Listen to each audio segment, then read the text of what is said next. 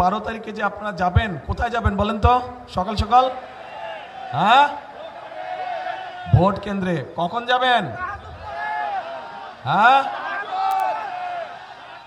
কখন যাবেন? রাইট, ফজর পড়ে যাবেন না, যার যার ভোট কেন্দ্রের সামনে গিয়ে জামাত করে ফজর পড়বেন, যাতে আগে থেকে ওখানে কেউ অবস্থান নিতে না পারে। ধানের শীষের যত ভোটার আছে আপনার আশেপাশে সবাইকে নিয়ে ওখানে গিয়ে ফজরের জামাত আদায় করবেন এবং বসবেন, যেন কেউ ষড়যন্ত্র করে আগেই ভিতরে ঢুকে বসে না থাকে। এই সতর্ক দৃষ্টি রাখতে হবে। গত 15-16 বছর আপনারা দেখেছেন কিভাবে এই এলাকার সহ সারা বাংলাদেশে আপনাদের যে ভোটের অধিকার, সেই অধিকারকে কিভাবে ডাকাতি করে নিয়ে গিয়ে আসলো। এইবার ডাকাতি করতে দিবেন? ভোট ডাকাতি হতে দিবেন?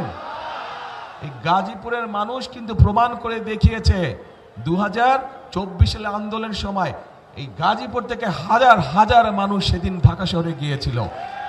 কাজেই এই যে আমাদের গণতন্ত্রকে যে আবার পুনরুদ্ধার করেছে, স্বাধীনতাকে যে আবার রক্ষা করেছে, গাজীপুরের মানুষের বিরাট একটা অবদান আছে। কাজেই এই অবদানকে কোনোভাবেই বৃথা দিতে যাওয়া যাবে না। আর প্রিয় ভাই বোনেরা, আপনাদের কাছে আমার আরেকটা হক আছে। এই সেই গাজীপুর, এই সেই ভাওয়াল মাঠ, যেখানে স্বাধীনতা যুদ্ধের আগে ছোটবেলায় আমি এই মাঠে অনেক দৌড়াদৌড়ি করেছি, এই মাঠে অনেক খেলেছি আমি। এই মাঠের ওইখানে এইদিকে তো রাজবাড়ি, বোধহয় এইদিকে না, আমার হাতে ঠিক রাজবাড়ির উল্টা দিয়ে ওখানে ছোট ছোট দুটো লাল রঙের বাংলো ছিল আগে। প্রথম যেই বাংলোটা ছিল, এখানে মুরব্বি যারা আছে তাদের খেয়াল আছে, প্রথম যেই বাংলোটা ছিল ওইটাতে আমরা থাকতাম, আব্বা, আম্মা, আমি আর আমার ছোট ভাই, আমরা 4 জন ওইটাতে থাকতাম। কাজেই ছোটবেলাটা আমার এই গাজীপুরে, বহুদিন এই ছোটবেলাটা আমার এই জায়গায় কেটেছে। আমার এই মাঠে আমি অনেক দৌড়াদৌড়ি করেছি, অনেক খেলেছি আমি। কাজেই গাজীপুরের মানুষের কাছে আমারও একটি হক আছে। আমার শিশুকাল আপনাদের সাথে কেটেছে, কাজেই ওই হিসাবে আপনাদের কাছে আমারও দাবি থাকলো ধানের শীষকে জয়যুক্ত করার জন্য। কে দাবি করতে পারে? ধন্যবাদ।